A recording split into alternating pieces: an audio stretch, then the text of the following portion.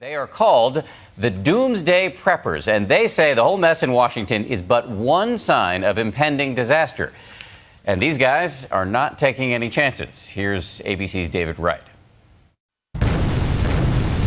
What if the end came not with a bang, or a boom, or the blast of a trumpet, the seventh trumpet of Revelations, that is, heralding the final woe of the apocalypse?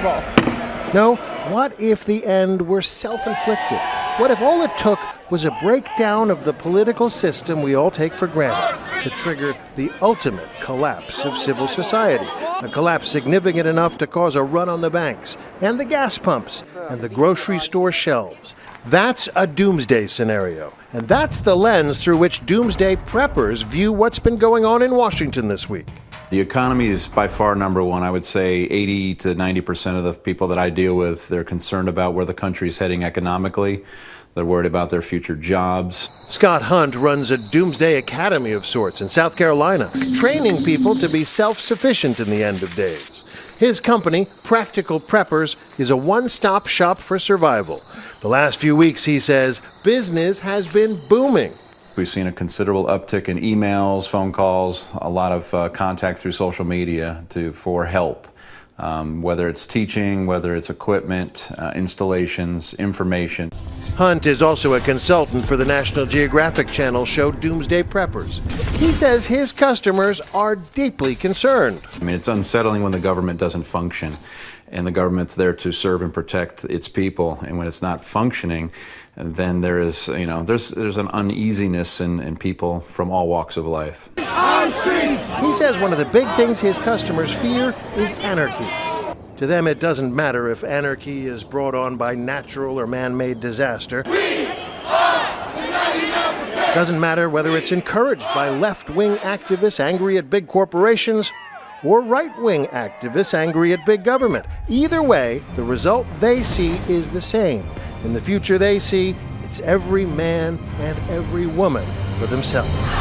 I'm preparing for an economic collapse. Kurt is one of the stars of the new season of Doomsday Preppers.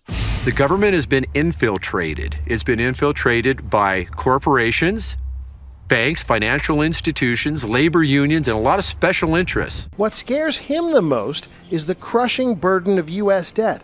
Yes, even the deficit means doomsday to some people.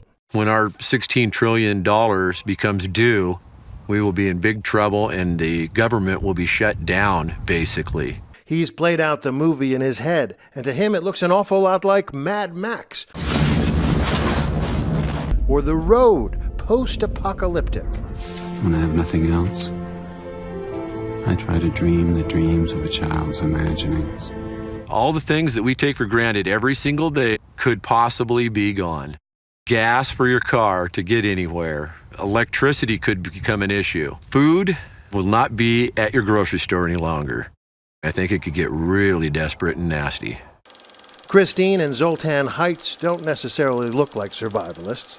She's a stay-at-home mom. He's a tennis instructor. They recently spent $800 each and a 3-day weekend learning how to escape if you're handcuffed in the trunk of a car and other survival lessons. I'm not worried. I just want to be prepared. Something's on the rumble, and if you can't, I think most people are anxious. I think most people can feel it. Who knows what it's going to be or where it's going to be, but I'd like to be prepared. Prepared for even the most extreme crisis. I worry about my girls and myself, and if something were to happen to him, I want to be able to take care of myself just as easily. Their survival instructor, Kevin Reeve, drop my knees, who used to market software for Apple, says increasingly the people he trains are middle-class folks like the Heights. I'm getting a lot more citizens, just normal, everyday civilian American citizens who are saying, oh, you know what? Things are not going really good. Okay, now put one on each toe. These folks are not crazy. In fact, you could argue that concern about the future of humanity is part of what makes us human. Over the centuries, the collective response to those existential concerns have given rise to the world's great religions. Faith of any sort may well be the ultimate manifestation of survivalism, a bulwark against humanity's extinction, offering reassurance that in the grand scheme, we'll come out okay. In the modern era, technology has given us new things to fear and new ideas how to survive. Duck and cover under the table. Baby boomers grew up with it. Duck and cover. Atta boy, Tony. So it's hardly surprising so many should turn to it now. They fall into two basic camps. There are the preppers, people like Tim Ralston, stockpiling for the inevitable.